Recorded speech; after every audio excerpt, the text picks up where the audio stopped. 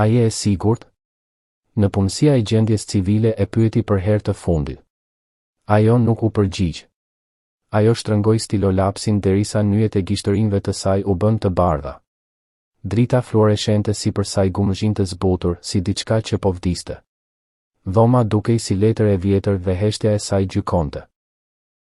Më në fund ajo firmosi, Emma Hitfield, dhe u nda nga grupi Hitfield, bia e një prej pasurive më të vjetra të shtetit, kishte martuar sapo një burr me çizme të konsumuara dhe xhaket me njolla vaji. Ajo dëgjoi të qeshurat e mbytura prapa saj. Ndjeu peshën e çdo vështrimi në atë zyrë qeveritare të murme, duke e shtypur pjesën e pasme të qafës si një thumë. Ajo e ka humbur mendjen. E mirja. Me çfarë e kanë kërcënuar?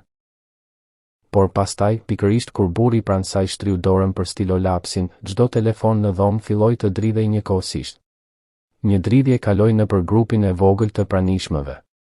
Njerëzit shponin dorën në xhepa, shikonin ekranet dhe shprehjet e tyre ndryshonin. Konfuzion, mosbesim, alarm. Tregjet kishin lëvizur. Diçka e madhe kishte ndodhur sapo në botën financiare. Një emër i fshehur për një dekadë, i varrosur nën kompani ndërmjetëse dhe i fshirë me qëllim nga titujt, kishte riemëruar. Emma nuk shikoi telefonin e saj. Ajo shikoi burrin pranë saj, në qetësinë e nofullës së tij, në qëndrueshmërinë e dorës së tij kur firmosi. Ai firmosi emrin e tij, Daniel Hayes, pa hezitim, pa teatr, pa asnjë ndezje shprehjeje. Më pas mbylli kapakun e stilolapsit dhe e vuri mënjan me një qetësi të përsosur. Emma nuk e dinte akoma, por burri me të cilin ajo sapo ishte detyruar të martohej ishte arsyeja pse çdo telefon në atë dhomë po merrte. Grupi Hitfield kishte qenë trashëgimia e Emmas dhe burgu i saj në mas të barabartë.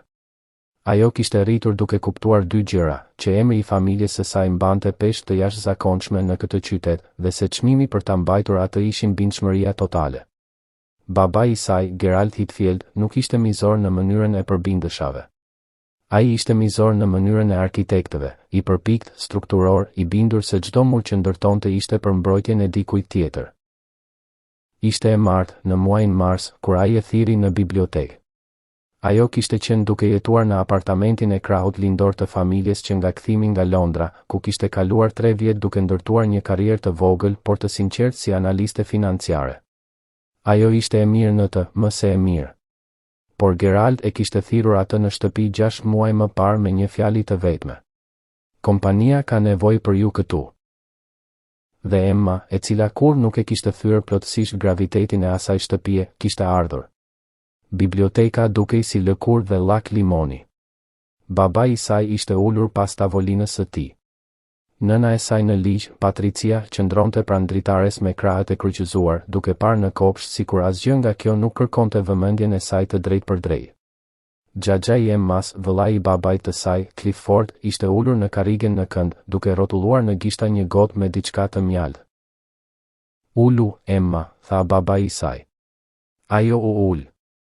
Ai i tregoi të vërtetën pa hyrje, e cila ishte versioni i tij i mëshirës. Grupi Hitfield nuk po luftonte thjesht. Po shembej. 3 investime të dështuara me radhë, një blerje e levave që kishte shkuar tmerrësisht keq, dhe një tërheqje e qetë por shkatëruese e një partneri kryesor institucional i kishte lënë të ekspozuar në një mënyrë që vitet e reputacionit nuk mund ta mbulonin. Për 6 javë, nëse diçka nuk ndryshonte, ata do të detyroheshin të shkonin në falimentim të strukturuar. Emma dëgjoi. Ajo ndjeu dyshemen të lëvizte paksa nën këmbët e saj.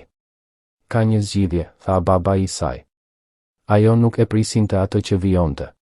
Kishte një burr, një kreditor indirekt përmes një zinxhiri kompanish mbajtëse, i cili kishte pranuar të zgjaste një jetës kritike për grupin Hitfield. Jo në këmbim të kapitalit apo kushteve të shlyerjes. Në këmbim për diçka tjetër, një martesë. Emma e shikoi atë. Emri i tij është Daniel Hayes, tha Gerald. Ai është. Unë e di se çfarë është një martesë transaksionale, tha Emma, zëri i saj i shesh.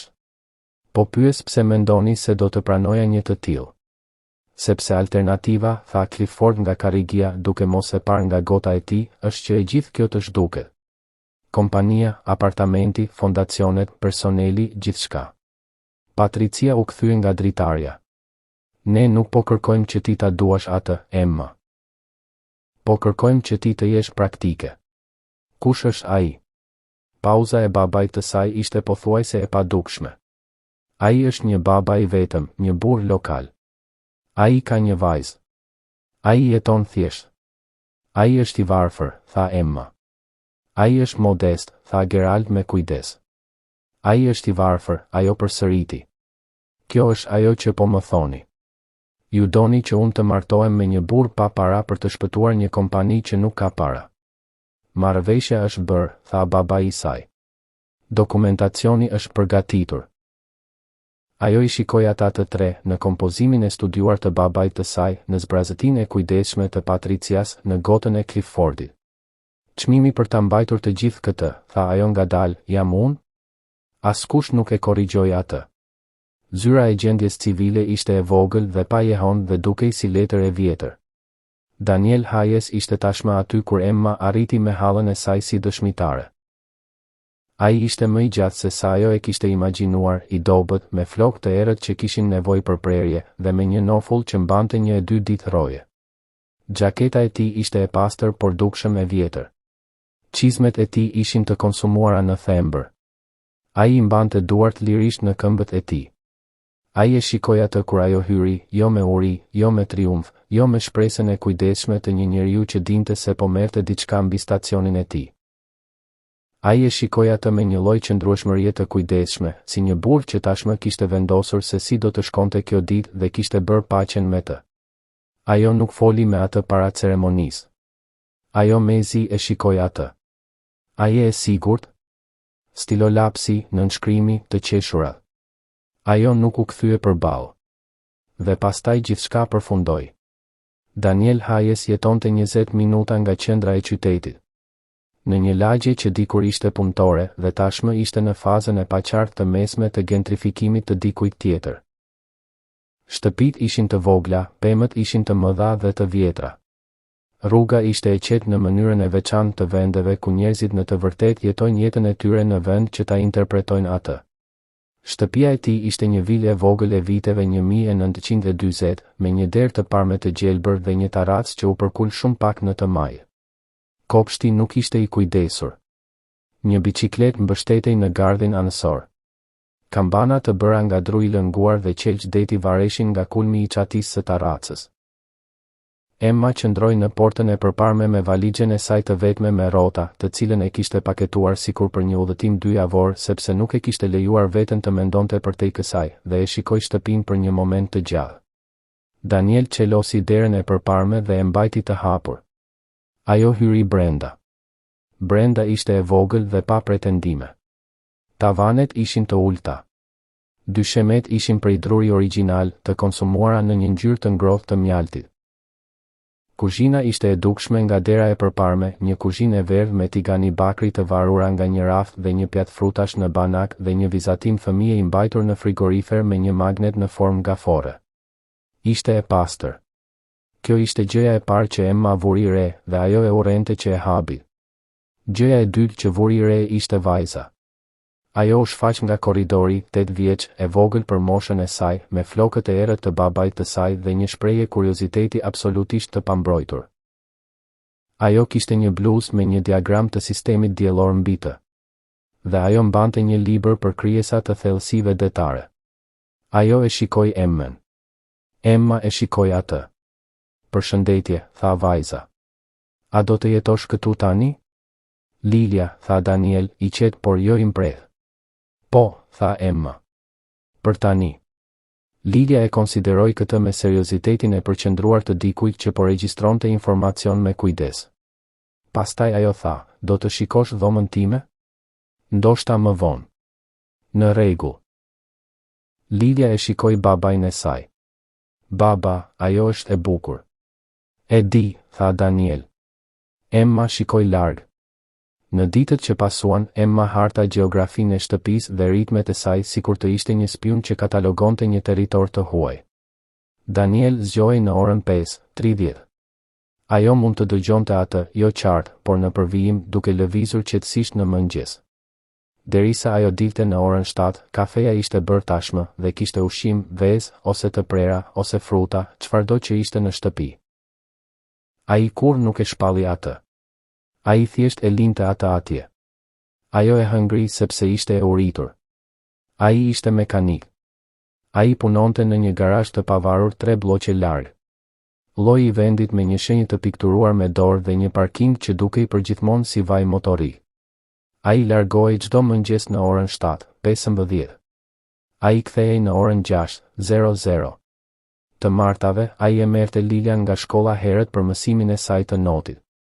Të enjteve, ai ndihmonte me diçka në shkollë, ajo mblodhi, ishte një klub shkencor. Ai nuk kërkoi asgjë nga Emma. Ai nuk e imponoi orarin e tij të saj. Ai nuk u shpjegoi. Ajo e gjeti këtë në mënyrën e vet, më shqetësuese se sa do të ishte armiqësia. Një mbrëmje, ajo u kthye në shtëpi për të gjetur këpucët e saj me tak, një palë të zeza të lëkurës italiane që ajo kishte veshur në një takim të dëmtuar rënd në të majt, aty ku ajo I kishte kapur në një buzë të ulura pranë derës. Dëmtimi ishte I padukshëm, lëkura ishte lyer. Ajo I mori ato dhe I ekzaminoi. Ajo nuk tha asgjë për këtë gjatë darkës. Ai as nuk tha asgjë për të. Lilia po fliste për një dokumentar që kishte parë në shkollë për vendet hidrotermale në fund të oqeanit. Ka krijesa që jetojnë atje që nuk kanë nevojë fare për dritën e diellit, tha ajo me bindje evangeliste të dikujt të konvertuar kohët e fundit. Ata thjesht përdorin kimikate nga shkëmbinj. Ata kanë jetuar atje poshtë për ndoshta 1 miliard vjet. 1 miliard vjet, tha Daniel. Ndoshta, shkencëtarët mendojnë. Baba, a mund të jetoj diçka në fund të oqeanit ton që ne ende nuk e kemi gjetur? Ndoshta. Ndoshta po, ose ndoshta. Ndoshta po. Lilia dukej e kënaqur. Ajo e shikoi Emmen. Çfarë mendoni ju? Emma pushoi. Unë mendoj se oqeani është kryesisht I paeksploruar. Çdo vit zbulohen specie. Lilia e ndoqi me sytë. A ju pëlqen oqeani? Unë nuk e njoh mjaftueshëm mirë. Ne mund të shkojmë ndonjëherë, tha Lilia me vetdijen e madhe të pafajshme të një fëmije që nuk e kupton se disa gjëra janë të ndërlikuara. Baba më çon në Bregdet ndonjëherë. Ka një vend me pellgje. Emma shikoi pjatën e saj. Ndoshta. Ajo nuk tha jo. Kjo ishte hera e parë që ajo nuk tha jo. Emma nuk ishte një grua që injoronte mospërputhjet. Kjo ishte ajo që e kishte bërë atë të mirë në analizën financiare. Aftësia për të parë një bilanc dhe për të ndjerë në një mënyrë paraprake se diçka ishte gabuar, para se të mund të artikulonte saktësisht çfarë, një numër në përpjestim të gabuar, një supozim që nuk mbante, një strukturë që dukej e fortë nga një kënd dhe tregonte thyrjen e saj nga një tjetër. Ajo filloi të ndjejë atë ndjesi rreth Daniel Hayes rreth 3 javë pas marrëveshjes së tyre. Filloi I vogël. Ajo ishte në një bisedë video me një kolege e mëparshme tani. Puna e saj në Londër nuk kishte mbijetuar zhvendosjes në shtëpi dhe ajo ishte përpjekur të rindërtonte një lloj praktike konsulencë nga rrjeti I familjes Hitfield. Thirrja ishte për një fond investimi të pasurive të paluajtshme që po ristrukturohej dhe ajo ishte duke diskutuar për meritat e një pozicioni të veçantë borxhi kapital. Ajo nuk e kishte kuptuar se Daniel ishte në kuzhinë derisa thirrja përfundoi. Ajo hyri për të mbushur kafen e saj dhe e gjeti atë duke larë enët, me sa duket I padëshpëruar. Më falni, tha ajo. A isha e zhurmshme? Jo. Ajo derdhi kafen e saj. Struktura e shkëmbimit që ata po propozojnë, tha ai pa u kthyer, funksionon vetëm nëse mbështeten supozimet themelore të rendimentit. Nëse parashikimet e tyre për normën e kapitalizimit janë jashtë me më shumë se 40 pikë bazë e gjithë gjëra kthehet mbrapsht. Ajo u kthye për ta parë atë. Ai po përplasej një gotë. Ai nuk ngriti sytë. Kjo është. Ajo ndaloi. Kjo është një vëzhgim shumë I veçantë. Ju po flisnit mjaftueshëm lart, tha ai. Ku mësuat për normat e kapitalizimit? Ai vendosi gotën në raftin tharës. E kam lexuar diku. Ajo e vështroi atë për një moment. Ai I tha duart me një peshqir dhe doli nga kuzhina. Ajo qëndroi atje me kafen e saj duke u ftohur. 2 javë më vonë, një telefonat. Ajo hyri nga kopshti. Ajo kishte filluar t'i merrte telefonatat e mëngjesit jashtë sepse drita ishte më e mirë dhe ajri e ndihmonte të mendonte, dhe e gjeti Danielin në telefonin e tij në korridor. Ai fliste me një zë të ulët, të qetë. Ajo kapi fragmente. Pozicioni i Singaporit. Thash, mbaje atë. Mos e prek derisa të them. Blerja e Harrisit. Jo. Largohu. Detyrimet nuk janë çmueshme. Thuaj atyre se nuk jam në dispozicion. Nuk do të jem në dispozicion. Ata e din pse. Ai vuri telefonin poshtë kur ajo hyri në përder. Ai e shikoi atë pa shprehje. Pun, pyeti ajo. Po, tha ai. Ai shkoi në garazh, vesh rrobat e punës dhe nisi makinën për në dyqan. Atë pasdite, ajo nxori lajmet financiare në laptopin e saj dhe kërkoi për blerjen e Harrisit, një kompani logjistike e mesme që ishte subjekti një luftë ofertash për muajin e kaluar. Deri në orën 6:00, favoriti kishte tërhequr ofertën. Deri në mëngjes, marrëveshja ishte e vdekur. Ajo ul shumë qetë në zyrën e saj në shtëpi dhe mendoi për një mekanik në korridor duke i thënë dikujt të largohej nga një blerje që më pas shembet. Ajo mendoi për vërejtjen e normës së kapitalizimit, për këpucët e riparuara, për kuzhinën e verdhë dhe magnetin e gafores dhe kambanat e drurit të lënguar. Gjëra që nuk përshtaten, mendoi ajo. Ajo nuk e përballoi atë. Jo akoma. Por ajo filloi t'i kushtoi vëmendje në një mënyrë tjetër. Sulmi, kur erdhi, ishte kirurgjikal. Emma mësoi për të në një të mërkur në mëngjes. Një fushat e koordinuar nga një konkurrent, një grup mbajtës i udhëhequr nga një burr i quajtur Preston Hale, i cili kishte qenë duke rrotulluar pozicionin e dobësuar të grupit Hitfield për muaj, kishte rezultuar në tërheqjen e papritur të 3 kreditorëve të mbetur institucional. Deri në mesditë, linjat e kreditit të kompanisë ishin pezulluar. Deri në orën 3 pasdite, babai i saj po e thirrte atë me një zë që ajo kur nuk e kishte dëgjuar më parë nga ai. I holl, i pastruar nga kompozimi. Mbaroj, tha ai. Ajo nuk i tha atë të mos thoshte këtë. Ajo nuk ishte e sigurt se ai kishte gabim.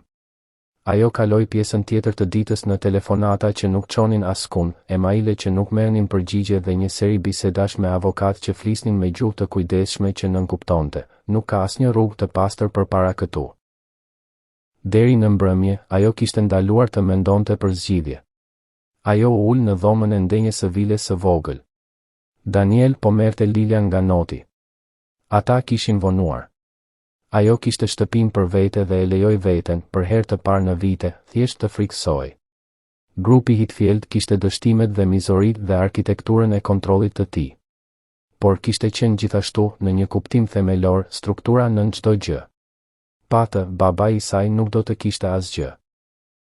Bota e kujdesur me kujdes e Patricias do të shpërndahej. Programet bamirëse të fondacionit, të cilat ajo duhej të pranonte, ishin vërtet të mira, pavarësisht se si përdoreshin socialisht, do të përfundonin. Qindra njerëz që punonin për kompaninë do të zhvendoseshin. Ajo i vuri duart në fytyrë. Ajo dëgjoi derën e përparme. Ajo ngriti kokën, e përbëri veten shpejt, ose u përpoq.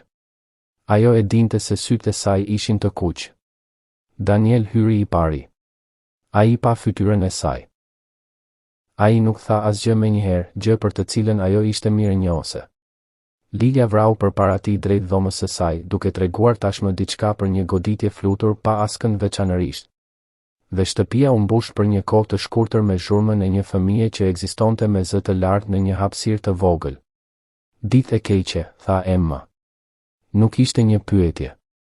A dëshiron të flasësh për të? Pyeti ai. Jo. Ai tundi kokën. Ai shkoi në kuzhinë. Ajo e dëgjoi atë duke lëvizur përreth. Pas një kohe, ai doli me 2 filxhan çaji, jo kafe, të cilën ajo zakonisht preferonte. Por disi çaji ishte ajo që kërkoi nga momenti, dhe ai ul në karrigen përballë saj dhe nuk tha një fjalë. Ata ulën kështu për 20 minuta ndërsa zëri i Liljes dridhej nga dhoma e saj, duke shpjeguar diçka me gjatësi kukullave të saj të mbushura. Emma nuk qau. Ajo ju afrua, por nuk qau. Do të bjerë, tha ajo më në fund. Ai i mbështolli të dyja duart rreth filxhanit të tij. Ndonjëherë gjërat bien. Kompania e familjes sime, gjithçka që ndërtoi gjyshi im. A është kompania ajo që donte? Pyeti ai. Ajo e shikoi atë. Çfarë? A është ajo që donte, apo ajo që supozoi të donte? Ajo nuk u përgjigj. Ajo nuk ishte e sigurt se e dinte përgjigjen. Ai nuk e shtyu. Ajo fleu keq atë natë. Ajo u zgjon në orën 4 të mëngjesit për të gjetur shtëpinë të errët dhe të qetë. Ajo shkoi në kuzhinë për ujë dhe vuri re përmes dritares se kamioni i Danielit nuk ishte më aty. Ajo qëndroi pranë dritares për një kohë të gjatë. Në mëngjes, erdhën lajmet. Një fond investimi anonim që operonte përmes një entiteti mbajtës të regjistruar në Luksemburg, pa drejtor publik, kishte lëvizur qetësisht por me vendosmëri në pozicionin e grupit Hitfield. Ai kishte bler kreditoret e tërhequr me një premium, ristrukturuar borxhin e mbetur dhe kishte zgjeruar një urë të plot operacionale për kompaninë. Asnjë kusht nuk ishte deklaruar publikisht. Grupi Hitfield ishte shpëtuar. Askush nuk dinte kush e kishte bërë atë. Emma u ul në tryezën e kuzhinës me kafen e saj dhe lajmet e hapura në laptopin e saj dhe shikoi vendin përballë saj, vendin bosh ku Daniel Hayes ha mëngjesin çdo mëngjes dhe ndiu diçka të ftohtë duke lëvizur nëpër të. Gala vjetore e fondacionit Hartel ishte lloji i eventit që Emma kishte ndjekur çdo vit që nga mosha 16 vjeç. Mbajte në sallën e valleve të një hoteli që ishte i vjetër kur gjyshja e saj ishte e re dhe tërhiqte saktësisht llojin e njerëzve që matën vlerën e tyre në madhësinë e tavolinës së tyre dhe në etiketën e kostumit të tyre. Ajo kishte provuar të shmangej të shkonte këtë vit. Ajo kishte provuar 3 shfaqësime të ndara, por babai i saj ishte i qartë. Mungesa e saj do të lexohej si një shenjë dobësie dhe kompania nuk mund të përballonte më shumë nga ato tani. Ajo nuk kishte planifikuar ta sillte Danielin. Ai kishte ofruar. Ajo e kishte shikuar atë në uniformën e punës që ai sapo kishte hequr. Në gjysmën e errët të vajit në një nga thonjtë e tij që nuk do të lahej plotësisht, dhe ajo kishte thënë pa menduar, nuk ke pse. E di, kishte thënë ai. A dëshiron që unë të vi? Ajo kishte menduar për të ecur në atë dhomë vetëm. Për pyetjet vështrime. Po, kishte thënë ajo, duke habitur veten. Ai veshur një kostum të errët. Ajo nuk e dinte se nga kishte ardhur. Ishte i pritur mirë, gjë që e habiti atë, megjithse ajo u përpoq t'i thoshte vetes se nuk duhet. Ai nuk tha asgjë për fustanin e saj, i cili ishte i gjatë deri në 2 sheme dhe blu deti dhe i kishte marrë 40 minuta për të vendosur. Ai thjesht e shikoi atë kur ajo doli nga dhoma e gjumit dhe tha, "Gati?" Ajo nuk ishte gati. Holli i hotelit ishte plot kur ata mbërritën. Emma i njohu fytyrat menjëherë. Antarët e bordit, miqtë e vjetër të familjes, konkurrentët që veshin maskat e kolegëve. Ajo ndjeu sytë që e gjetën atë dhe më pas me kureshtje të hollësishme, por të padiskutueshme rrëshitën anash tek burri pranë saj. Incidenti i parë ndodhi në arkën e palltove. Një antar i stafit të sigurisë, i ri, i rëndësishëm në një smoking të marrë me qira, hyri në rrugën e Danielit. "Zotëri, a mund ta shikoj fëtë?" "Esën tuaj?" Danieli vuri dorën në xhepin e xhaketës. "Emma, gjysmë hap përpara," u kthye. "Ai është me mua," tha ajo. "Sigurisht, zonjesha Hitfield." Burri u tërhoq, por jo para se të kishte bërë vlerësimin e dukshëm në fytyrën e tij. Incidenti i dytë ndodhi në orën e koktejve. Një burr i quajtur Gareth Eston, lloji i burrit që kur nuk kishte bërë dallim midis rrjetësimit dhe gjuetisë, i pa ata nga ana tjetër e dhomës dhe ju afrua me vetbesimin e lehtë të dikujt që kur nuk kishte pasur nevojë të ftohej kudo. "Emma," ai i puthi faqen. Sytë e tij ishin tashmë në Danielin. "Dhe ky është burri im," tha Emma. Diçka kaloi nëpër fytyrën e Garethit. Ai u shërua shpejt. "Sigurisht dëgjova." Ai i zgjati dorën Danielit. "Me çfarë merreni ju?" "Punë mekanike," tha Danieli. Buzëqeshja e Garethit nuk ndryshoi. "E po, lumtën." Ai u largua. Incidenti i tretë ishte ai që ndryshoi diçka. Një burr që ajo nuk e njihte, i rënd, me orë të shtrenjtë, trashëgimtari i dikujt pasuria e të cilit ishte fituar kohët e fundit aq sa ende ndihej si një kostum, u ndal pranë Danielit afër barit dhe e shikoi atë një herë ngadalë, Mënyrën se si shikon diçka për të cilën po vendos nëse ta prek. Ju jeni mekaniku, tha burri. Ai me të cilin ajo u martua. Danieli e shikoi atë pa shprehje. Po. Ju e drejtuat vetë makinën këtu, apo jo? Ai qeshi. Një tingull i projektuar për t'u dëgjuar. Dhe u dëgjua nga grumbulli i vogël i njerëzve pranë. Apo thjesht e parkuat. Emma e dëgjoi nga 1 metër larg. Ajo kishte kaluar gjithë jetën e saj duke lundruar në përdhoma si kjo. Ajo dinte saktësisht si të zbulte diçka, si të kthehej larg, si të ridrejtonte, si të mbroste të gjithë, duke përfshirë personin që po ofendohej nga poshtërsia e një skene. Ajo qëndroi shumë qetë. Pastaj ajo dha një hap përpara dhe futi dorën nëpër krahun e Danielit. Në fakt, tha ajo qartë brenda rrezës së vogël të njerëzve që kishin regjistruar shkëmbimin, ai është burri im, dhe nëse dëshironi të ruani ftesën tuaj për eventin e vitit të ardhshëm, unë do të sugjeroja ta mbani mend atë. Burri blinket. Grumbulli i të ftuarve të afërt gjeti gjëra të tjera për të parë. Danieli nuk reagoi, jo dukshëm, por ajo ndjeu përmes presionit të lehtë të dorës së saj në krahun e tij, diçka u zhvendos, një nxjerrje fryme e gjatë, pothuajse e padukshme, si një burr që kishte mbajtur diçka për një kohë shumë të gjatë dhe sapo e kishte lëshuar pak. Më vonë, në makinën që ajo po drejtonte, e cila ishte bërë zakon i tyre, megjithse ajo kur nuk kishte komentuar për të, ajo ndoqi rrugën dhe nuk tha asgjë për një kohë të gjatë. Nuk ke pasur nevojë ta bëja atë, tha ai. E di. Faleminderit. Ajo ndërrori korsin. Dritat e qytetit u zgjuan portokalli nëpër trotuarin e lagur. Më vjen keq, tha ajo. Që nuk e bëra më parë. Ai nuk u përgjigj. Por ai as nuk shikoi larg nga dritarja. Ky ishte momenti i parë i vërtet, mendoi ajo. Këtu filloi. Ajo nuk ishte nga natyra dikush që i la gjërat në paqe. E premten pas galas, ndërsa Danieli ishte në garazh dhe Lilia ishte në shkollë, Emma u ul në tavolinën e saj me filxhanin e dytë të kafes dhe instinktet e saj më të mira të kërkimit dhe filloi të tërhiqte fije. Daniel Hayes, emri nuk ishte plotësisht i munguar nga interneti. Kishte vetëm numrin e duhur të regjistrimeve, regjistrime publike, llojin që i lidh një person me botën. Por sa më thellë të gërmohej, aq më e çuditshme bëhej. Paraqitjet tatimore, një licencë biznesi për garazhin e regjistruar 6 vjet më parë, një regjistrim shkollor për Lilian, një adresë e mëparshme në një qytet tjetër. Para kësaj, pothuajse asgjë. Një boshllëk prej gati 3 vjetësh, dhe para boshllëkut, ajo pothuajse e humbi atë. Artikulli ishte i varrosur në një arkiv pas një muri pagese nga një revistë financiare në të cilën ajo duhej të identifikojë me kreditë e vjetra të analistit. Ai datonte 11 vjet më parë. Titulli lexonte: SAEI Hayes Capital Partners zhduket nga jeta publike duke lënë pas një mister me shifra shtatësh.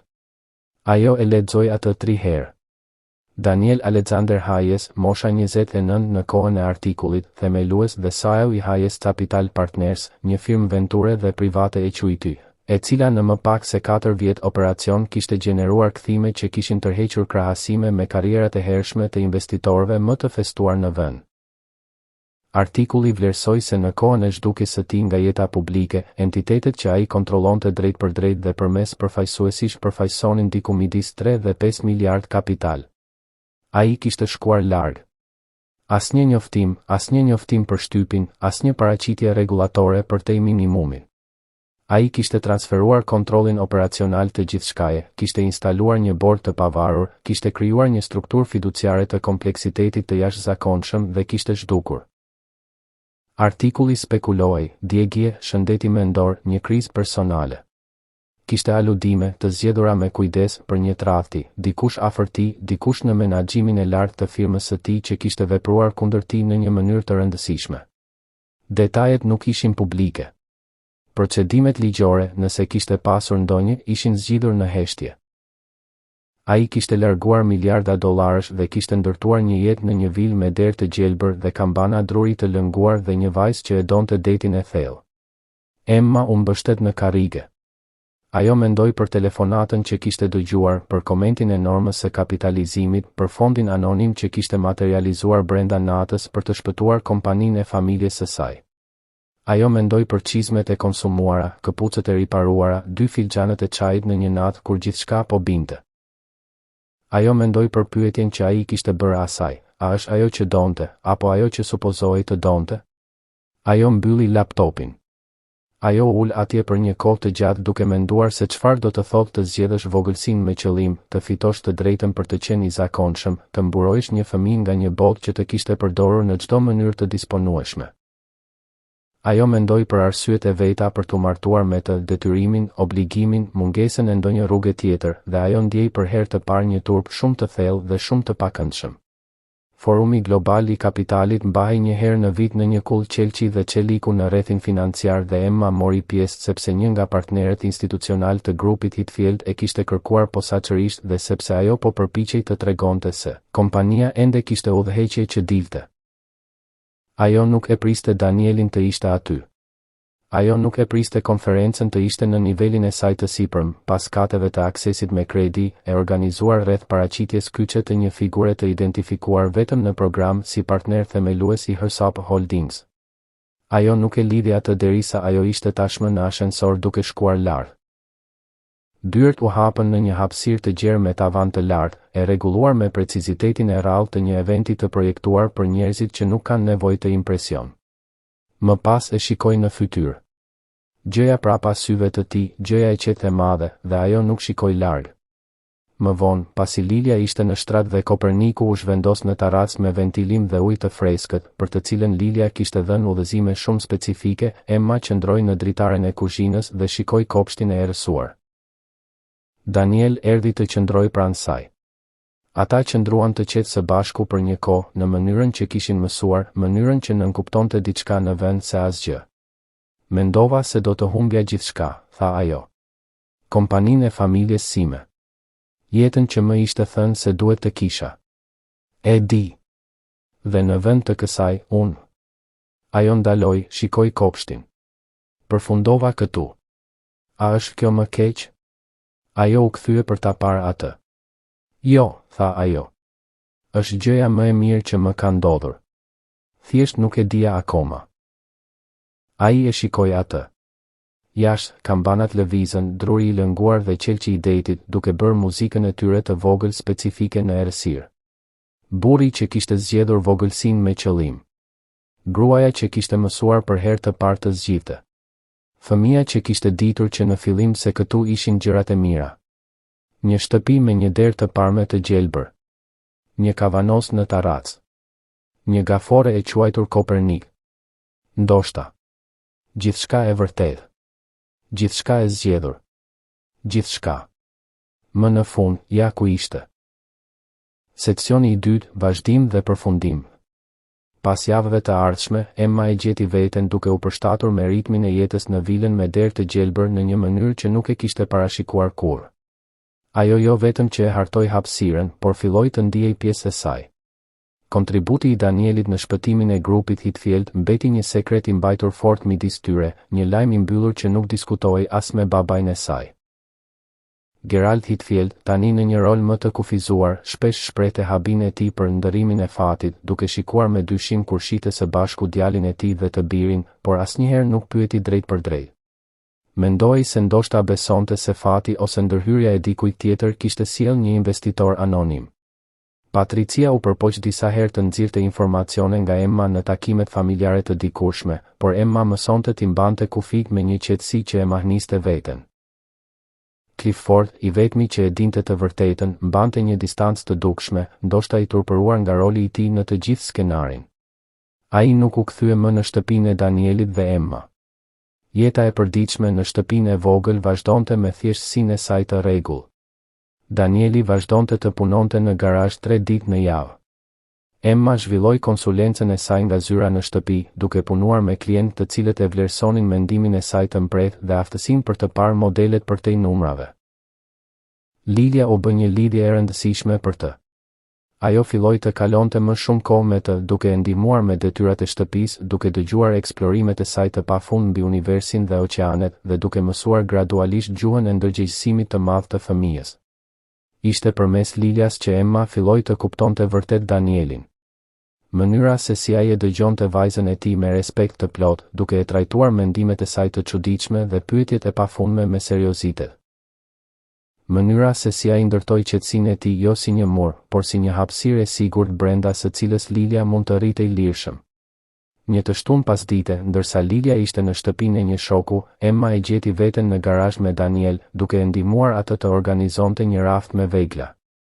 Ajo mbante një kuti me çelësa të çuditshëm kur ra në re. A e ndjen ndonjëherë mungesën? Pyeti ajo, pa e shikuar atë. Mungesën e asaj fuqie? Të qenit në atë dhomë, siç përshkrove, ku të gjithë ngriheshin për të takuar? Daniel pushoi për një moment, duke fërkuar një dorë me një peshqir pune. Jo mënyrën se si e përshkruat, tha ai. Por ndonjëherë mungon kompleksiteti. Lufta mendore. Si kur zgjidh një problem të vështirë në një motor. Por jo audienca. Jo performanca. Ai e shikoi atë. A ke ndjenjen se diçka mungon për ty, Emma? Tani që kompania është e sigurt? Ajo mendoi për një minutë. Më mungon ndjesia e qëllimit, tha ajo. Por jo qëllimi i dikujt tjetër. Më mungon të ndihem e dobishme për diçka që unë kam zgjedhur. Ti e zgjedhur të qëndrosh këtu, tha ai thjesht. Dhe ti ndihmon kompaninë tani nga këndvështrimi që dëshiron. Kjo është zgjedhje. Fjalët e tij ishin të thjeshta, por ato e goditën atë. Ai kishte të drejtë.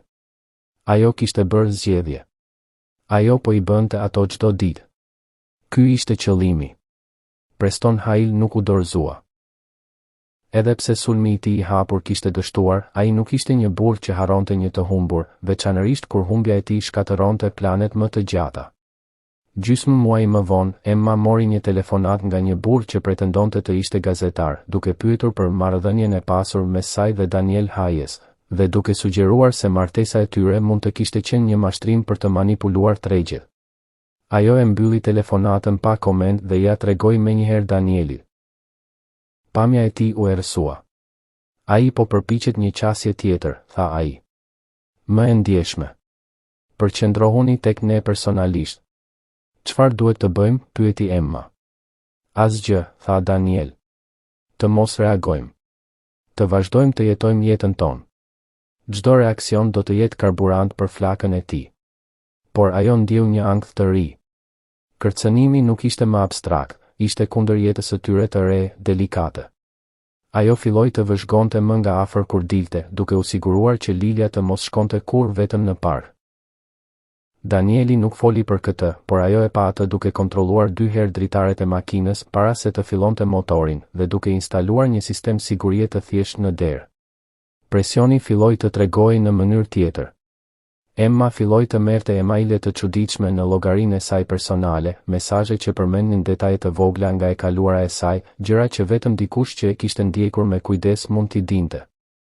Një ditë, një buqet me lule të egra u dërgua në shtëpinë e tyre pa karë. Lulet ishin të bukura, por prania e tyre ishte tmerrësisht e përshtatur. Lilia, e cila e donte çdo lloj luleje, donte t'i vendoste në një vazo. Danieli i hodhi poshtë pa shpjegim, duke thënë se ato mund të bënin të kollitemi. Shikimi i shqetësuar i tij i mjaftoi Emmas për të kuptuar. Hale po përpiqej të fusë frikën në shtëpinë e tyre, ta kthente atë në një vend ku çdo paket, çdo telefonat mund të mbante një kërcënim. Dhe pastaj erdhi dita e pushtetit ligjor. Një avokat i caktuar nga zyra e Danielit i telefonoi atë në mëngjes për t'i treguar se Preston Hale kishte nisur një kërkesë gjyqësore kundër Hersap Holdings, duke pretenduar se fondi kishte fituar në mënyrë të paligjshme nga ndërhyrja në tregjen e grupit Hitfield, duke manipuluar çmimet. Ishte një pretendim i dobët, i bazuar më shumë në spekulime sesa në prova, por qëllimi i tij nuk ishte të fitonte në gjykatë. Qëllimi ishte të detyronte Danielin të dalë publikisht, të zbulohej plotësisht, të përballte media dhe hetime. Kjo do të shkatëronte jetën e tij të re. Do ta detyronte atë të luftonte në fushën e Hailit. Atë mbrëmje, pasi Lilia ishte në shtrat, ata u ulën në dhomën e ndenjes. Ajri ishte i rëndë. Nuk mund ta lë të kaloj këtë, tha Daniel më në fund, zëri i tij i lodhur. Nëse ai vazhdon, përfundimisht do të arrijë tek Lilia. Ajo do të dëgjoj fjalë në shkollë. Do të ketë pyetje. Unë nuk mund ta lër atë të përjetoj atë. Pra, çfarë do të bësh? Pyeti Emma. Do të dal përpara, tha ai. Do të bëj një deklaratë. Do të them të vërtetën e plot, pse u largova, pse u ktheva tani dhe do ta përfundoj këtë. Nëse do të jem objekt i kurreshtjes, të paktën do ta kontrolloj unë tregimin. Kjo do të thotë të heqësh dorë nga gjithçka që ke ndërtuar këtu, tha Emma, zemra e saj duke rrahur me të fuqishme. Jo, tha ai, duke ju afruar asaj. Kjo do të thotë të mbrosh atë që ke ndërtuar. Nëse fsheja dështon, ti përdor hapësirën publike për të krijuar një pengesë. Do të them botërisht se kjo është familja ime, kjo është jeta ime, dhe çdo përpjekje për të shqetësuar atë do të përballet me të gjitha burimet ligjore të mia, nuk do të largohem. Thjesht do të ndryshoj mënyrën se si mbrohem. Planin e hartuan me kujdes gjatë ditëve të ardhshme. Avokatët e Danielit përgatitën një deklaratë të gjerë për shtyp. Ai do të pranonte një intervistë ekskluzive me një revista të respektuar financiare, jo një gazetë sensacionaliste. Emma do të ishte pranë tij, jo si një figurë e heshtur, por si partnerja e tij. Ajo do të fliste për martesën e saj, për zgjedhjet e saj, duke e kthyer tregimin nga një skandalo në një histori njerëzore. Ishte e rrezikshme. Do t'i ekspononte të dy ata në një mënyrë të re. Por siç tha Daniel, ndonjëherë mënyra më e mirë për të mbrojtur diçka të çmuar është ta tregosh botës se çfarë vlerë ka. Dita e intervistës ishte e tensionuar. Studioja ishte e qetë, e ndriçuar me dritë të butë. Gazetarja, një grua në mosha mesatare me një shprehje të shkathët dhe të përqendruar, i drejtoi pyetjet e para Danielit. Ai u përgjigj me qetësi, duke përshkruar karrierën e tij të hershme, suksesin, pastaj tradhtinë dhe vendimin për t'u larguar. Ju kishit miliarda në dispozicion, tha gazetarja. Përse të zgjidhni të bëheni mekanik? Sepse puna e duarve të mia prodhonte diçka të prekshme, tha ai. Diçka që mund ta shija dhe ta ndjeja se funksiononte. Pas viteve të ndërtimit të pasurive abstrakte në ekrane, kisha nevojë për këtë. Dhe më e rëndësishmja, kisha nevojë që vajza ime të rritej duke ditur se vlera e një personi nuk matet me bilancin e tij, por me integritetin e tij. Fjalët e tij ishin të thjeshta, të sinqerta. Nuk kishte asnjë gjë teatrale në to. Më pas u kthye te Emma. Dhe ju, zonjë Hitfield, jeni një produkt i asaj bote që ai e la. Ju u martuat me një të huaj për të shpëtuar biznesin e familjes suaj. Si e shpjegoni këtë? Emma mori një frym të thellë. Unë nuk e shpjegoj atë, tha ajo. Unë e pranoj atë. Ishte një detyrim. Ishte një zgjedhje e bërë nën presion. Por çfarë kam mësuar dhe çfarë më bën të qëndroj sot, është se ndonjëherë duke u dhënë mundësi të bësh zgjedhje të gabuara, mund të përfundosh duke bërë atë që është e drejtë. Unë nuk martova një të huaj. Unë martova Danielin. Dhe ai ndryshoi gjithçka, jo sepse më shpëtoi nga skandali financiar, por sepse më tregoi se si të jetoja me vërtetë. Me qëllim. Me respekt. Shikimi i saj ishte i drejtë për drejtë. Nuk ka asgjë për të turpëruar në këtë histori, përveç mundësisë që dikush të përpiqet ta përdorë atë për të dëmtuar një familje që thjesht po përpiqet të jetojë në paqe. Intervista u publikua 2 ditë më vonë. Efekti ishte i ndryshëm nga çfarë prisnin shumë. Në vend të një stui mediash shpifse, kishte një valë mbështetjeje. Historia e Danielit për të kërkuar një jetë normale u kthye në një tregim të fuqishëm në një kohë kur shumë njerëz ndiheshin të raskapitur nga presioni i suksesit material. Historia e Emmas për të gjetur lirinë përmes detyrimit u rezonua me të rinjt që ndiheshin të ngarkuar nga pritshmëritë familjare. Përgjigjet e tyre të matura, mungesa e pikëllimit dhe përqendrimi i qartë në mbrojtjen e privatësisë së fëmijës së tyre i bëri të dukeshin të dinj dhe simpatik. Preston Hale u shfaq si antagonisti, si burri i pasur që nuk mund të duronte që dikush të largohej nga loja e tij. Kërkesa ligjore e Hailit u hodh poshtë nga gjykatësi pas një seance të shkurtër, duke e quajtur atë të pamjaftueshme dhe mundësisht të motivuar keq. Media filloi të raportonte mbi taktikat e tij të kaluara, duke nxjerrë në dritë një histori të gjatë sulmesh të ngjashme kundër konkurrentëve. Reputacioni i tij filloi të prishej, ndërsa ai u detyrua të përqendrohej në mbrojtjen e vetes. Kërcënimi i drejtpërdrejtë ndaj familjes së Danielit u zhduk. Shtëpia me derë të gjelbër ishte përsëri e sigurt. Pas kësaj, diçka ndryshoi përfundimisht në dinamikën midis Emma dhe Daniel. Rreziku i përbashkët, vendimi i përbashkët për t'u përballur me botën së bashku, kishte shkatëruar mbetjet e mureve midis tyre. Ata filluan të flisnin për të kaluarën e tyre më hapur, pa frikë se çfarë do të zbulohej. Emma i tregoi atij për jetën e saj në Londër, për shpresat që kishte pasur dhe mënyrën se si ato u prishen kur u thirr në shtëpi. Ai i tregoi më shumë detaje për tradhtinë që e kishte dëbuar, për dhembjen e humbjes së miqësisë dhe besimit dhe për vetminë e viteve të para si baba i vetëm. Një mbrëmje, ndërsa shëtiteshin në park me Liljen duke vrapuar përpara, Danieli e kapi dorën e Emmas. Nuk ishte një gjest i madh, vetëm një prekje e qetë, por ajo ndjeu një val ngrohtësie. A e di se çfarë më habit më shumë, tha ai. Sa shpejt u bë e zakonshme. Të jesh këtu. Me ty. Më duket sikur është gjithmonë kështu, tha ajo. Si të kishim kaluar vite këtu, thjesht duke pritur që ta kuptonim. Bisedat për të ardhmen filluan të shfaqeshin natyrshëm. Ata diskutuan mundësinë për të blerë shtëpinë nëse pronari i vetëm do të shiste. Emma sugjeroi të shtronin një kopsht perimesh në obor. Daniel foli për mundësinë që të hapte një punishte të vogël të vet, ku mund të punonte për makina klasike, një pasion që kishte lënë pas shumë kohësh. Planet nuk ishin të mëdha apo spektakolare. Ishin të thjeshta, të realizueshme. Ishin realiste. Dhe pastaj erdhi takimi me shkollën e Liljas. Mësuesja e saj, zonjesha Drita, e thiri ata për një bisedë. Ajo ishte një grua e re me energji të qetë. Lilja është një fëmijë e jashtëzakonshme, filloi ajo. Kurioziteti i saj është i pafund. Por kam vënë re diçka tjetër kohët e fundit. Ajo është bërë më e qetë. Jo më pak e entuziazmuar, por më e vendosur. Më e sigurt. Ajo flot shumë për shtëpinë e saj. Për veprat artizanale që bëni me babajnë e saj në garazh. Për bisedat në tryezën e darkës. Zonjesha Drita buzëqeshi. Ajo përmend shpesh edhe ju, zonjesha Emma. Thot se ju e ndihmoni atë të kuptoj hartat dhe se si të bëj kërkime më të mira për projektet e saj. Duket se ndryshimi në familje e ka bërë shumë të lumtur. Jashtë, pas takimit, Emma ndjeu një ngushtësi në fytin e saj. Këto ishin gjëra të vogla, të thjeshta. Por ato ishin prova. Prova se zgjedhja e tyre, në të gjitha kompleksitetet dhe çuditshmëritë e saj, ishte e drejtë për fëmijën që ajo dhe Danieli e donin më shumë. Muajt kaluan. Vjeshta erdhi dhe shkoi, duke e mbushur oborin me gjethe të kuqe dhe të arta.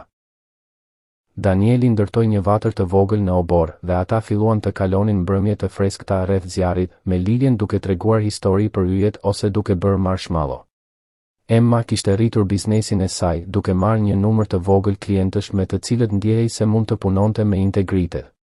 Ajo ndihmoi gjithashtu në drejtimin e programeve të fondacionit Hitfield, duke u siguruar që fondet të shkonin drejt për drejt në shkaket, pa shpenzime administrative të panevojshme.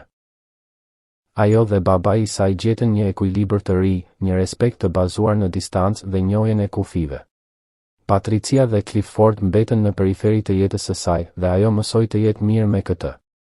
Një natë dimri, pasi Lilja ishte fjetur dhe ata ishin ulur pranë vatrës në dhomën e ndenjes, Danieli tha diçka që e habiti. A e di se çfarë ndodhi në zyrën e gjendjes civile atë ditë kur u martuam? Pyeti ai. Emma ngriti syt nga libri i saj. Çfarë? Ti nuk e pe, tha ai.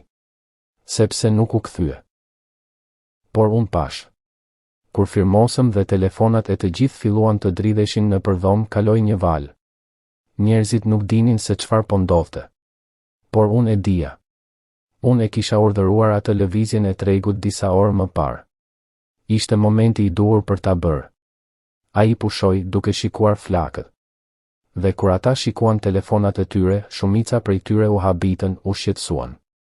Por disa prej tyre, ata që qeshën prapa teje, shikuan më pastaj tek unë. Dhe shikimi i tyre ndryshoi. Nga tallja në konfuzion. Pastaj në frikë. Sepse ata e kuptuan se diçka shumë më e madhe se martesa e tyre ishte në lojë. Dhe unë, burri me çizmet e konsumuara, isha në qendër të saj. Ai e shikoi atë. Në atë moment nuk ndjeva asgjë. As kënaqësi, as hakmarrje. Thjesht boshllë. Dhe pastaj shikova ty dhe ti ishe aq e bardhë sa dukesh sikur do të thyeshe. por nuk u përule. Ti vetëm qëndrove aty. Dhe unë mendova. Ajo është më e fortë se të gjithë ne në këtë dhomë. Dhe më pas mendova, shpresoj që një ditë të mësoj fortësinë e saj. Emma nuk mund të fliste. Ajo vetëm e shikoi atë, duke parë për herë të parë plotësisht dhembjen dhe shpresën që kishte mbajtur ai në atë ditë. Ti e ke, tha ajo më në fund, zëri i saj i përmbysur. Ti je më i fortë se çfarë dukesh. Ti zgjodhe të bëhej i vogël. Kjo kërkon një lloj force krejtësisht tjetër. Ai buzëqeshi, një buzëqeshje e vogël, e errët. Mësimi është, tha ai, që të gjithë ne jemi më shumë se çfarë dukemi. Ti je më shumë se trashëgimtareja Hitfield. Unë jam më shumë se një mekanik ose një investitor. Lilja është më shumë se një fëmijë e kurioz. Dhe kjo shtëpi, ai i bëri me dorë dhomën, është më shumë se një stre. Është një projekt i përbashkët. Dhe ne sapo kemi filluar ta ndërtojmë atë. Biseda e natës u bë një pikë kthese. Më pas, ata filluan të planifikojnë jo vetëm për muajin e ardhshëm, por për vitin e ardhshëm. Ata diskutuan mundësinë për të udhëtuar së bashku, të vizitonin Muzeumin e Shkencës në kryeqytet ose të shkonin në një plazh të vërtetë, ku Lilja mund të shikonte pellgjet me vezë. Ata biseduan për të sjellë një qen në shtëpi, pasi Lilja kishte kërkuar për një. Ata biseduan për të rishikuar marrëveshjen e tyre martesore, jo për ta shkëputur, por për ta zyrtarizuar atë si një martesë të vërtetë, civile, kur të ndjeheshin gati. Nuk kishte urgjencë. Kishte vetëm kohë. Dhe një ditë, në pranverë, ndodhi diçka e thjeshtë dhe e përsosur. Ishte të dielën. Lilja ishte tek një mik. Emma dhe Daniel ishin në kuzhinë, ajo duke lexuar gazetën e mëngjesit, ai duke përgatitur mëngjes. Dritë dielli e verdhë derdhej nga dritarja, duke i bërë muret e verdha të shkëlqyeshin. Radioja e vogël në banak tingëllonte muzikë të butë me zë të ulët. Nuk kishte asnjë takim të rëndësishëm, asnjë krizë për të zgjidhur, asnjë sekret për të zbuluar. Kishte vetëm paqe. Një paqe e thellë, e fituar.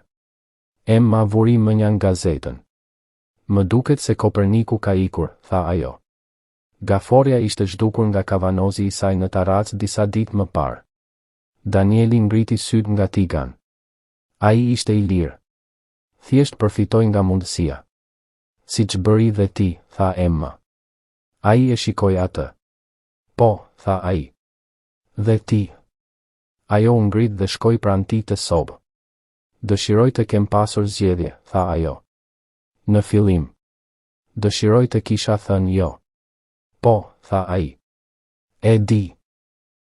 Por, vazhdoi ajo, duke vënë dorën e saj mbi dorën e tij në dorezën e tiganit, nëse do të kisha thënë jo, nuk do të isha këtu. Dhe kjo është një mendim që nuk mund ta duroj. Ai e ktheu dorën e tij dhe e kapi dorën e saj. Muzika vazhdoi të luante. Vaji në tigan u gërviti. Drita e diellit lëvizi përgjatë dy shemes. Nuk kishte nevojë për fjalë të tjera. Të gjitha ishin thënë. Të gjitha ishin bërë. E vërteta e tyre nuk ishte më një sekret i fshehur, as një mashtrim për të ruajtur. Ishte thjesht jeta e tyre. E zakonshme. E jashtëzakonshme. E tyre.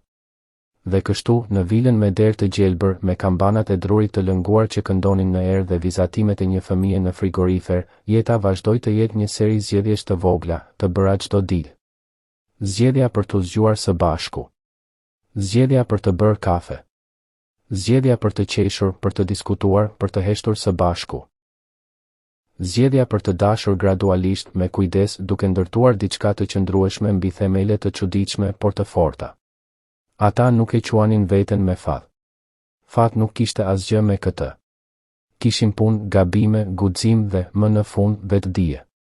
Kishin njëri tjetrin. Kishin Liljen. Kishin shtëpinë. Dhe kur dikush do t'i pyeste, siç bëri një herë një klient i ri i Emmas, pasi dëgjoi një përmendje të vogël për burrin e saj mekanik, por si u takuat ju dy? Emma do të buzëqeshte dhe do të shikonte Danielin, i cili gjithmonë do të kthente një shikim të qetë. Është një histori mjaft e gjatë, do të thoshte ajo. Por në fund, thjesht zgjodhëm të jemi këtu. Së bashku. Dhe kjo ishte e vërteta më e madhe e të gjithave. Një vit më pas, në një të shtunë të ngrohtë maji, ata gjetën veten në atë të njëjtën plazh me pelgje ku Lilia kishte këmbëngulur që të shkonin. Ishte një udhëtim i organizuar si fest për ditëlindjen e saj të 9. Ajri kishte erën e kripës dhe algave. Valët e ulta thyeshin kundër shkëmbinjve me një zhurmë të qetë, të përhershme. Lilia, tashmë një eksperte në jetën detare fal librave dhe dokumentarëve të saj, i drejtonte të dy të rriturit me autoritetin e një udhëheqësi ekspedite. Kujdes te këmbët, i thiri ajo, ndërsa ata kalonin mbi shkëmbinjtë e lagur me sipërfaqe të rëshiqme nga mëshira. Dhe mos i prekni barnacles, ato mund të jenë të mprehta. Emma dhe Daniel shikuan njëri tjetrin, buzëqeshje të fshehura në sy. Ata e ndiqnin atë, duke u përkulur për të shikuar në pelgjet e vogla që ajo tregonte me entuziazëm, plot me kërmi të vegjël, karkaleca deti që iknin me shpejtësi dhe anemon deti me tentakela si petale të buta. Shikoni, shikoni. Lilia u ul në gjunjë pranë një pelgu më të madh. Një yndyr deti. Dhe ai nuk është vetëm. Ajo tregoi me gisht një krab të vogël të fshehur në një gur. Ai jeton atje. Ata janë bashkëjetës. Daniel u ul pranë saj, duke vënë kokën afër asaj të saj për të parë më mirë. Ti e di shumë për këto gjëra, tha ai, zëri i tij i mbushur me krenari. Është e mrekullueshme, tha Emma, duke u ulur nga ana tjetër e Liljes. Të gjitha këto jeta të vogla, duke jetuar kuadratin e vet, pa e ditur kur gjë për tregjet apo kompani. Fjalët i dolën pa e menduar, dhe ajo ndjeu se Danieli e shikonte. Ai nuk tha asgjë, vetëm ja ktheu shikimin për një çast, dhe në të Emma lexoi një miratim të qetë, njohjen se ajo kishte mësuar gjuhën e tij të heshtjes dhe kishte filluar të fliste atë. Pas disa orësh eksplorimi, të tre u ulën në një blok të madh guri, duke ngrënë sanduiçe që kishte përgatitur Danieli. Dielli po perëndonte, duke lënë në qiell vija portokalli dëndyli mbi ujin e kaltër. Lilia, e lodhur dhe e kënaqur, u mbështet kundër Emmas. A mund të vim përsëri? Pyeti ajo, zëri i saj i përgjumur.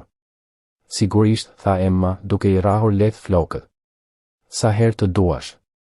Edhe kur të rritem. Edhe kur të rritesh. Lilia ngriti kokë dhe e shikoi Danielin. Ti ke shkuar shumë në udhëtime kur ishe i rritur, apo jo baba? Ai u ndal për një moment, duke ndërmendur një copë buke. Po, tha ai më në fund. Kam shkuar.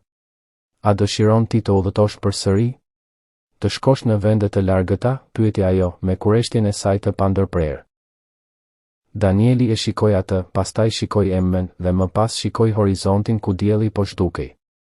Jo, tha ai me butësi. Tani unë kam gjetur vendin tim. Dhe është këtu. Fjalët e tij u varrosën në zemrën e Emmas si diçka e ngrohtë dhe e qëndrueshme. Ajo nuk tha asgjë, vetëm i shtriu dorën mbi të, duke e kapur lehtë. Ai e ktheu dorën e tij dhe e kurseu. Ktheu në shtëpia të mbrëmje, me ligjen e fjetur në sediljen e pasme dhe erën e detit që ende i mbante rrobat, ndjehej sikur kishin kryer një pelegrinazh. Jo në një vend të shenjtë, por në një vend të vërtetë. Një plazh me pelgje, një obor i vogël, një shtëpi me derë të gjelbër. Këto ishin kishat e tyre. Jeta nuk bëhej kur krejtësisht e thjeshtë. Kishte sfida. Puna e Danielit në garazh ndonjëherë sillte ditë të vështira fizike. Biznesi i Emmas ndonjëherë përfshinte klientë këmbëngulës apo projekte komplekse që kërkonin net pa gjumë. Lilia, duke u rritur, sillte vetë problemet e saj të vogla të shkollës dhe miqësisë. Por tani, ata i përballonin këto sfida si një njësi. Nuk ishin më dy të huaj që ndan një çati. Kishin bërë shtëpinë e tyre dhe me të kishin bërë një familje. Një muaj më vonë, pronari i shtëpisë i kontaktua ata. Një kushëri i tij donte të zhvillohej në qytet dhe i nevojitej apartamenti. Ai ofroi t'u ashiste shtëpinë atyre së pari me një çmim të arsyeshëm, duke marrë parasysh se ata kishin qenë qiraxhin të mirë dhe kishin kujdesur për pronën. Takimi për të diskutuar këtë u mbajt në kuzhinë pas darkës. Çfarë mendoni? Pyeti Danieli, duke i drejtuar pyetjen si Emmas ashtu edhe Liljes. A doni të blem këtë shtëpi? Lilia u ngrit menjëherë në këmbë. Po. Sigurisht që po. Kjo është shtëpia jonë. Koperniku ja ka bërë shtëpinë këtu. Ajo ju referua Gafores që kishte ikur, por që, sipas saj, mund të kthehej çdo ditë. Emma shikoi rreth saj. Kuzhinën e verdhë me magnetin e gafores. Dritën e butë që derdhej nga pendenti I vjetër mbi tryez. Vijen e vogël të çarë në qoshe të dyshemes që ata kishin mësuar të shmangnin. Këto janë gjurmët tona, mendoi ajo. Këto janë shenjat tona. Po, tha ajo, duke e kthyer shikimin nga shtëpia të Danieli. Kjo është shtëpia jonë. Duhet ta blejmë. Blerja u përfundua brenda 2 muajsh. Dokumenti I pronësisë me emrat e Daniel Hayes dhe Emma Hitfield të shkruar krah për krah, u vendos në një çantë plastike dhe u fut në një sirtar në zyrën e Emmas. Nuk kishte nevojë për shfaqje. Vetëm njoja e qetë se tani rënjët e tyre ishin futur në tokën në shtëpinë me derë të gjelbër. Me kalimin e kohës, edhe bota e jashtme filloi t'i pranojë ata siç ishin. Komuniteti I vogël I lagjes, I përbër kryesisht nga familje punonjësish, pensionistësh dhe disa artistësh, I kishte parë fillimisht me kureshtje, pastaj me mirësjellje të rastësishme dhe tani me njohje të plodhë. Danieli ndihmonte fqinjet me probleme të vogla me makinat e tyre, ndonjëherë pa marrë asnjë shpërblim. Emma filloi të merrte pjesë në një grup librash lokal, ku diskutohej gjithçka nga poezia klasike deri te trillimet shkencore. Ajo e gjeti veten duke diskutuar me një pensionist ish mësues dhe një mamë të re, duke gjetur kënaqësi në këmbyrjen e ideve pa asnjë presion për të treguar diçka. Një ditë, ndërsa po dilte nga dyqani ushqimor lokal, Emma u ndesh me Gareth Eston, burrin që kishte bërë shënjestër Danielin në galën e Hartellit, ai duke I ndryshuar, më I vjetër, më pak I sigurt. Emma, tha ai, duke I bërë një shenjë të vogël kokës. Më vjen mirë të shoh. Edhe mua, tha ajo, duke vendosur të jetë e sjellshme, jo për shkak të tij, por për shkak të vetes së saj së re. Si po shkojnë gjërat? Oh, të njohura, tha ai, duke bërë një grimacë. Tregjet janë të ndryshme. Ai dukej sikur donte të thoshte diçka tjetër, por ndaloi. Dëgjova se keni bler një shtëpi. Qëndrim të lumtur. Faleminderit, Gareth, tha Emma me sinqeritet. Dhe ti, shpresoj që të gjitha të shkojnë mirë me ty. Ai duke I habitur nga mirëdashja e saj, pastaj tundi kokën dhe u largua. Ajo e pa shpinën e tij duke u zhdukur në mes të njerëzve dhe mendoi se sa e ndryshme ishte ajo grua që kishte qenë dikur në atë gal, e frikësuar dhe e lindur nga gruaja që ishte tani, duke mbajtur qese me ushqim dhe duke uruar mirë një ish kundërshtar pa asnjë gjëzim. Ndryshimi nuk ishte në të, por në hapësirën që ajo zgjodhi të zërë në bollë. Një hapësirë e vogël, e qetë, e saj. Viti I dytë I tyre si bashkëshort, në kuptimin e vërtet të fjalës, u festua jo me një darkë të madhe, por me një udhëtim në mal. Ata qëndruan në një kabinë të vjetër druri, pa internet, me vetëm një vatër për ngrohje. Lilia, tani 10 vjeçe, ishte aq e entuziazmuar për të shkuar në shëtitje sa u ngrit në mesnatë dhe u veshtua plotësisht, duke I zgjuar të dy prindërit para agimit. Ata qeshnin, e veshën përsëri me rroba të gjumit dhe ajo u fjet midis tyre në shtratin e madh, I qetë dhe I sigurt. Atje, në heshtjen e maleve, larg nga zhurma e qytetit, Emma dhe Daniel biseduan për të ardhmen në mënyrën më të hapur që kishin bërë ndonjëherë. A ndihesh ndonjëherë si të kesh lënë diçka pas? Pyeti Emma, duke shikuar yjet që shkëlqenin me një ndritje të ftohtë në qiellin e errët. Çdo ditë, tha Danieli. Por jo në mënyrën që ti mendon. Nuk më mungon parat apo fuqia. Më mungon ndonjëherë mundësia. Mundësia për të ndikuar në shkallë të gjerë. Për të ndihmuar një numër të madh njerëzish. Ai pushoi. Por pastaj mendoj se sa pak mund të bëj me të vërtet, edhe me të gjitha ato burime. Dhe sa shumë mund të bëj këtu. Me Liljen. Me ty me komunitetin. Kjo është një ndikim I ndryshëm. Më I ngadalshëm. Më I vogël. Por ndoshta më I qëndrueshëm. A ke menduar ndonjëherë për t'u kthyer? Edhe vetëm pjesërisht? Për të udhëhequr një fond filantropik, për shembull? Pyeti Emma. Ai mendoi për një minutë. Po. E kam menduar. Por jo tani. Tani, unë jam I nevojshëm këtu. Dhe ti je këtu. Dhe kjo është ajo që është e rëndësishme. Ai e ktheu kokën për ta parë atë. Dhe ti? A ndihesh ndonjëherë si të kesh lënë diçka pas? Londrën? Karrierën që mund të kishe patur? Emma buzëqeshi në errësirë. Po. Por njësoj si ti, jo në mënyrën që dikush mund të mendonte. Nuk më mungon stili i jetesës. Më mungon ndonjëherë sfida intelektuale në shkallë të gjerë. Por unë e gjej atë në mënyra të reja. Në punën time me klient. Në ndihmën për fondacionin. Edhe në bisedat tona. Ti nuk je asnjëherë sfidë e vogël intelektuale, Daniel Hayes. Ai qeshi, një tingull i thellë dhe i këndshëm në heshtjen e natës. As ti, Emma Hitfield. As ti. Më në fund, ajo pyeti diçka që e kishte menduar për një kohë të gjallë. A ndjehesh i lirë? Ajo e pyeti veten se si do të përgjigjej ai. Njeriu që kishte hequr dorë nga gjithçka për t'ia dhënë vetes lirinë. Ai ishte i qetë për aq kohë sa ajo mendoi se ndoshta nuk do të përgjigjej. Pastaj, po, tha ai me një zë të qetë, të sigurt.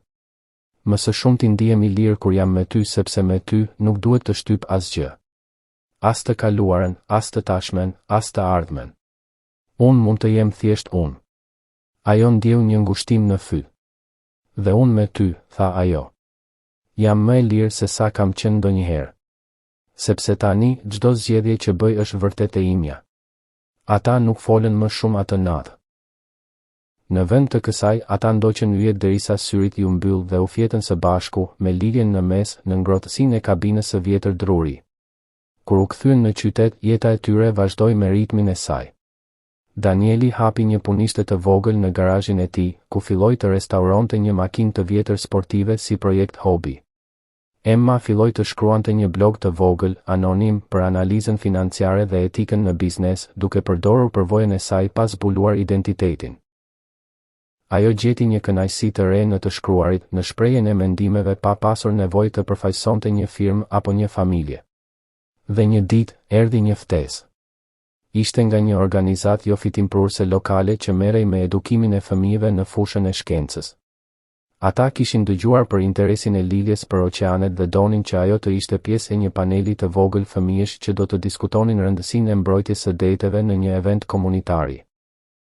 Lilja, kur dëgjoi, u bë e habitur dhe e entuziazmuar, por gjithashtu e frikësuar. Po sikur të bëj gabime? Po sikur të harroj çfarë të them? Emma dhe Daniel u ulën me të në dhomën e saj. Ti nuk do të harrosh, tha Danieli. Ti e di këtë material më mirë se shumica e të rriturve që do të jenë atje. Dhe gabimet janë në rregull, shtoi Emma.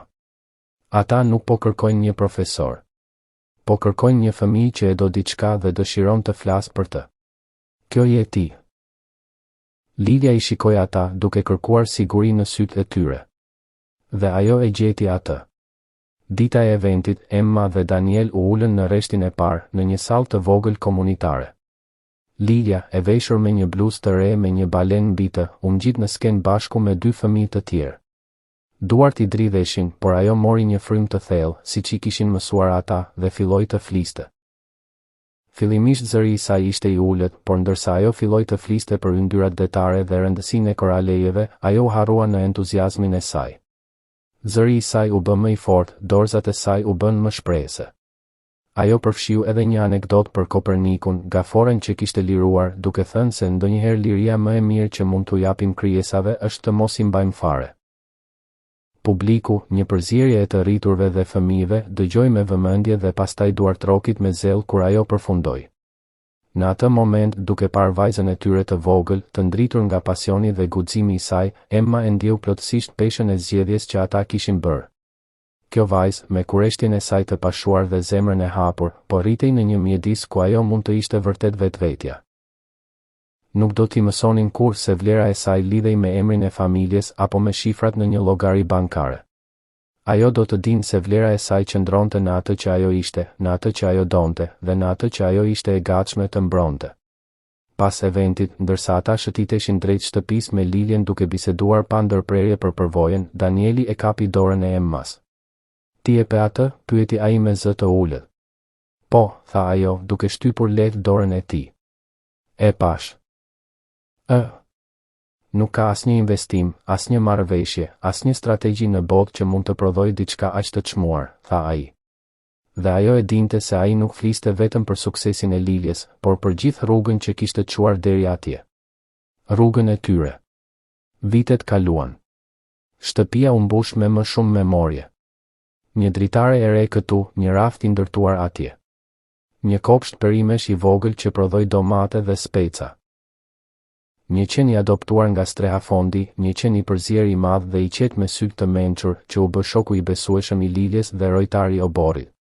Emma dhe Daniel festuan ditëlindjet e tyre të bashkimit jo me dhurata të shtrenjta, por me tradita të thjeshta, një shëtitje në parkun ku ishin takuar për herë të parë si bashkëshort, në zyrën e gjendjes civile, një darkë e gatuajtur në shtëpi dhe një kujtim i çastit kur telefonat kishin filluar të dridheshin, tani duke qeshur me të. Një ditë, Gerald Hitfield, babai i Emmas, i ftuar për darkë për herë të parë në shtëpinë e tyre, u ul në tryezën e kuzhinës dhe e shikoi rreth vetes me një kundërshtim të qartë. Ai ishte më i dobët, vitet e tensionit kishin lënë gjurmë.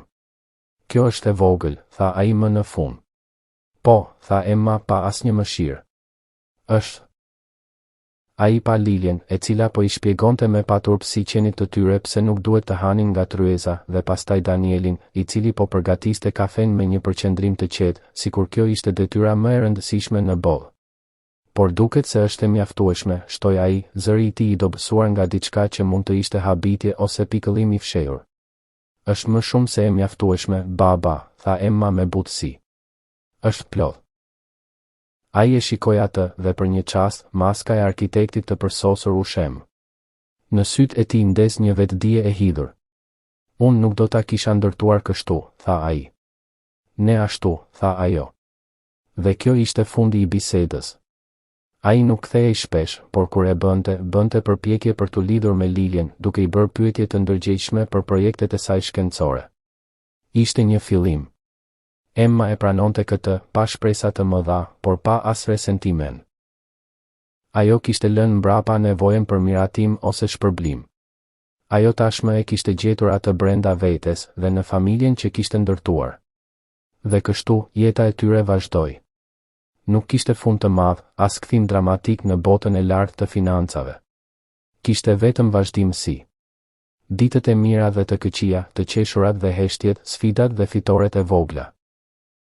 Një mbrëmje, shumë vite më vonë, kur Lilja ishte një tenager duke punuar në një projekt shkencor të avancuar dhe shtëpia ndjehej më e madhe pa zhurmën e saj të përhershme, Emma dhe Daniel ishin ulur në tarac, duke parë yjet. Kambanat e drurit të lënguar këndonin lehtë. A e mban mend kur të pyeta nëse ndjeheshe e lirë, pyeti Emma. Po, tha ai, duke i kthyer fytyrën. Dhe ti? Ajo që thash atëherë është ende e vërtet, tha ajo. Por dua të shtoj diçka tjetër. Tani ndihem edhe e sigurt. Jo e sigurt në kuptimin financiar, por e sigurt në këtë vend. Në këtë jetë. Me ty kjo është një ndjenjë që kur nuk e kam pasur më parë. Ai e kapi dorën. Unë e di, tha ai. Sepse siguria nuk vjen nga muret që dikush tjetër ndërton rreth teje. Vjen nga toka nën këmbët e tua. Dhe ne e kemi rrënjosur këtë tokë vetë. Ata qëndruan të qetë në tarac, duke dëgjuar kambanat dhe shushurimin e natës. Shtëpia me derë të gjelbër mbështetej fort prapa tyre, plot me histori. Çdo paraqitje në mure, çdo çarje në dysheme, çdo gjetje në kopsht, ishte një faqe në librin e jetës së tyre, një libër që ata kishin shkruar bashkë, fjalë për fjalë. Emma mbylli sytë dhe e lejoi veten të ndjejë plotësisht këtë moment, ngrohtësinë e dorës së Danielit në të, erën e freskët në fytyrën e saj, muzikën e heshtur të shtëpisë së tyre të gjumë. Nuk kishte asgjë tjetër për të kërkuar. Asgjë tjetër për të nevojitur. Gjithçka që kishte nevojë ishte e pranishme, e prekshme, e vërtetë. Dhe kështu, në vilën e vjetër të zezë në rrugën e qetë, me dritën e dritares së kuzhinës duke hedhur një rreze të verdhë në obor, historia nuk përfundoi. Ajo vetëm vazhdoi. Një ditë në një kohë. Një zgjedhje në një kohë. Një frym në një kohë. E zakonshme. E jashtëzakonshme. E tyre. Dhe kështu, në shtëpinë me derë të gjelbër dhe kambana druri, gjetën diçka që asnjëri nuk e kishte kërkuar, por që të dy e kishin gjithmonë dashur, një tjetër. Pa lajme në ekrane, pa lëvizje në tregje, vetëm ngrohtësia e një dite që po mbyllesh. Ai shtrëngoi dorën e saj. Ajo e ktheu shtrëngimin. Jashtë, era lëvizi kambanat dhe tingëlloi një melodi e vogël, e thjeshtë, e përsosur. Gjithçka tjetër ishte zhurmë. Kjo këtu ishte jeta.